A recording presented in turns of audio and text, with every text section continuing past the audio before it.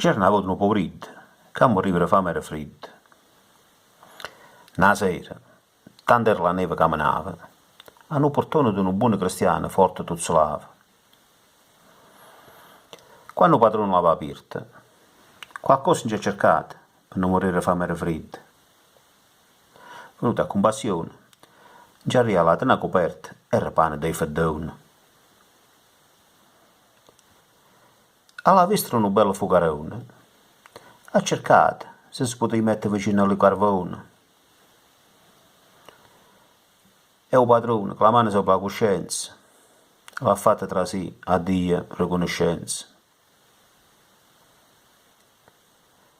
Visto che andavano i piatti che erano pieni, ha cercato se si poteva assettare a loro vicini. Incaurato e c'è la panettiera.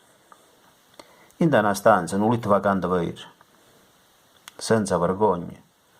O buoni cristiani già detto se poteva cogliere.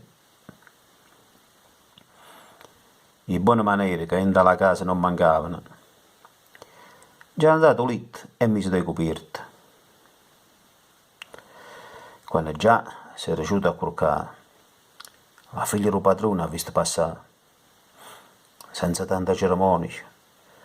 Lui ci si è intravalata come un ramonica. Nata cosa il buon uomo ha avuto a cercare. Se la figlia paghitta si poteva curcare. La carità non è senza fine. Hanno pigliato un pezzentone e l'hanno mandato fuori sotto la neve, che manava a Polovina. Io mi ricordo una cosa, che ognuno rinnoia. Ci avessimo una picca a contentare, se alla fine un pezzente non volevamo fare.